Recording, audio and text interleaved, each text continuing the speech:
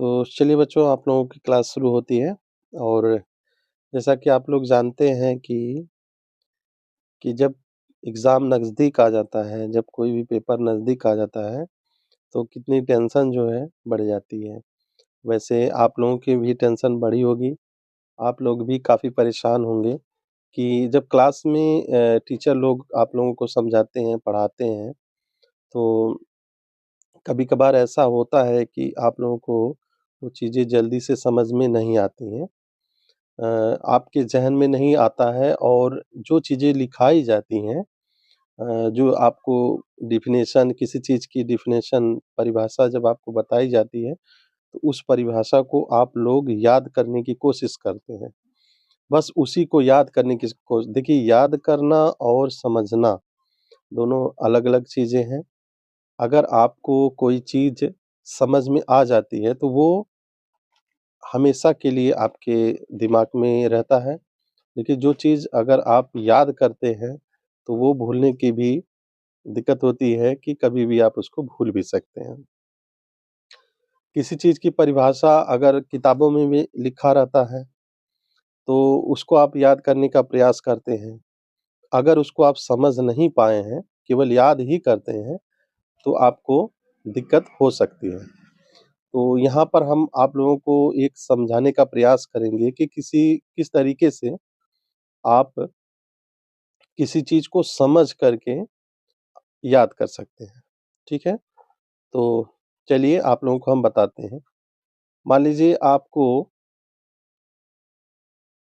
किसी प्रश्न में पूछा गया कि रेखा किसे कहते हैं, ठीक है? रेखा किसे कहते हैं, तो आप जान रहे हैं, आप लोगों को पता है कि रेखा क्या चीज़ होती है। जैसे यहाँ पर आप लोगों को बता दें, यहाँ पे ये दिखा रहा है आपको, ये चीज़ है, ठीक है? ये क्या है? ये रेखा है। लेकिन अगर इसी को हम कॉपी में लिखना है, अगर आपको पेपर में इसको दिखाना है, लिखना है, तो आप कैसे लिखेंगे? इसकी डेफ़िनेशन कैसे लिखेंगे? ठीक है? तो यहाँ पर हम आपको बता दें कि मान लीजिए कोई एक ऐसे बिंदु एक कोई बिंदु आप लगा दिए हैं, ठीक है? अब ये कई बिंदु मतलब कई हज़ारों लाखों बिंदुओं को ये मिला करके तब ये रेखा बनी होगी। तो मान लीजिए इसको हम सीधे लेकर के चलेंगे, तो सीधी रेखा में जब चलेंगे, तो ये इस तरीके से हो जाएगा। जैसे जैसे आपको यहाँ पे बता दें ये चीज़ें, ये, ठीक है? अब ये बिंदु जो है कई बिंदु मिल कर के आगे सीधी रेखा में गई हैं, तो आप इसको कैसे बताएँगे? कैसे इसकी डेफ़िनेशन लिखेंगे? ठीक है? अब ये कई कई जो हैं बिंदु जो हैं, ये मिल कर के आगे की तरफ बढ़ी हैं, ठीक है? ऐसे धीरे-धीरे, धीरे-धीरे करते हुए आगे की तरफ बढ़ गई हैं। अगर इसी को हम और नज़दीक कर दें, अगर नज़दीक में इसको लेके आएँ धीरे-धीरे, ये नज़दीकी में चला जाएगा, तो ये जो है जब आपस में मिल जाएगा तो ये एक सीधी रेखा की तरह बन जाएगा, ठीक है? तो इसको हम आप यहाँ पर समझ भी गए होंगे कि किस तरीके से इसको हमें लिखना है। तो यहाँ पर आप क्या करेंगे, यहाँ पर बिंदुओं का वह समूह जैसे मान लीजिए इसको अगर आपको बताना है, तो यहाँ लिखेंगे बिंदुओं का वह समूह जो एक सीधे पथ पर चले, सीधे रास्ते पर ये चलता चला जाए, तो वह क्या होता है, वह एक रेखा का रूप ले लेता है। उसका जो परिणाम निकलता है, वह क्या होता है, वह रेखा होता है, ठीक है? यानी कि ये जो बिंदु है, यहाँ पर ये बिंदु है, अगर ये बिंदुओं का समूह ऐसे सीधी रेखा में जा रहा है, तो यही जाकर के एक रेखा बन जाएगा, ठीक है? तो एक ये सीधी रेखा बन जाएगी, ठीक है? तो एक चीज़ आप लोगों को समझ में आ गया होगा कि रेखा किसे कहते हैं, ठीक है? तो यहाँ अगर ये चीज़ अगर आपको समझ में आ गया है, तो यहाँ पे आप लिख सकते हैं कि बिंदुओं का वह समूह जो अपने पथ पर, अपने रास्ते पर सीधे चलता चला जाए तो वह रेखा का रूप ले लेता है, उसे हम रेखा कहते हैं, ठीक है? अब आगे हम दूसरे क्वेश्चन में चलेंगे। दूसरा क्वेश्चन है यहाँ पर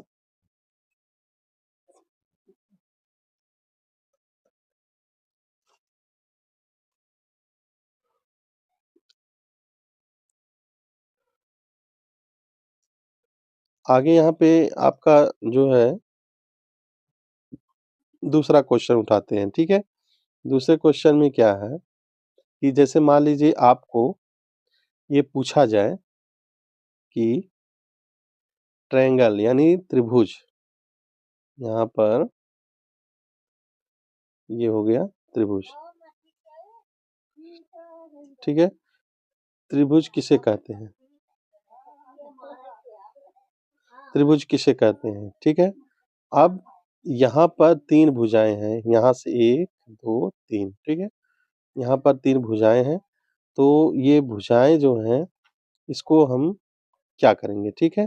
जैसे मान लीजिए यहाँ पर ए हो गया, ठीक? यहाँ पर हो गया बी, यहाँ पर हो गया सी, ठीक है? ए, बी, सी ये 3 हो गया। अब यहाँ पर 3 भुजाएँ मिली होंगी।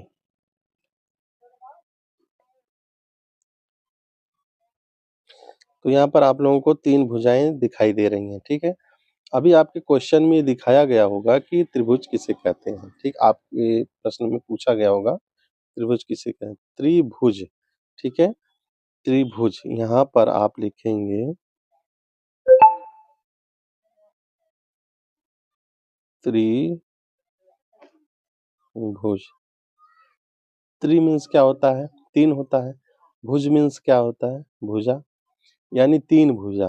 तो यहाँ पर हम क्या देखते हैं, यहाँ पर आपको दिखाएँगे कि यहाँ से आप लेंगे, ठीक है? तो यहाँ है, एक भुजा हो गया, ठीक है? अब इसी तरीके की एक दूसरी भुजा ले लीजिए, ठीक है? इसी तरीके की एक तीसरी भुजा ले लीजिए। अब अगर इन तीनों भुजाओं को आप मिलाएँगे, तो वह क्या हो जाएगा? त्रिभुज कहलाएगा, ठीक है? अगर इन तीनों भुजाओं को आप मिला दें, तो ये क्या हो जाएगा? त्रिभुज की तरह हो जाएगा, ठीक है? तो इसमें भी त्रिभुज भी कई प्रकार के होते हैं, जिसको हम आगे आपको बताएँगे।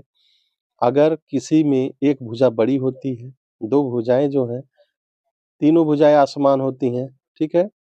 तो हम क्या करेंगे? विषमबाहु त्रिभुज कहेंगे, ठीक है? अगर तीनों भुजाएँ समान हों यानी बराबर हों, तो समबाहु त्रिभुज का तो प्रश्न का जो उत्तर जो होता है, वह उसी में छुपा हुआ होता है। तो यहाँ पर क्या है कि आप इन तीनों भुजाओं को जब इकट्ठा जब लगा देंगे तो ये क्या कहलाएगा? त्रिभुज कहलाएगा, यानी 1, 2, 3। तो इसका सही डेफिनेशन यही होगा कि तीनों भुजाएँ जो आपस में मिली हों, तो उसे हम त्रिभुज कहते हैं। त्रिभुज में 3 भुजाएँ होती हैं, ठीक है? तो आपको ये पता चल गया कि रेखा किसे कहते हैं, त्रिभुज किसे कहते हैं, ठीक है? तो अगली वीडियो में हम मिलेंगे नए टॉपिक के साथ, तब तक के लिए नमस्कार।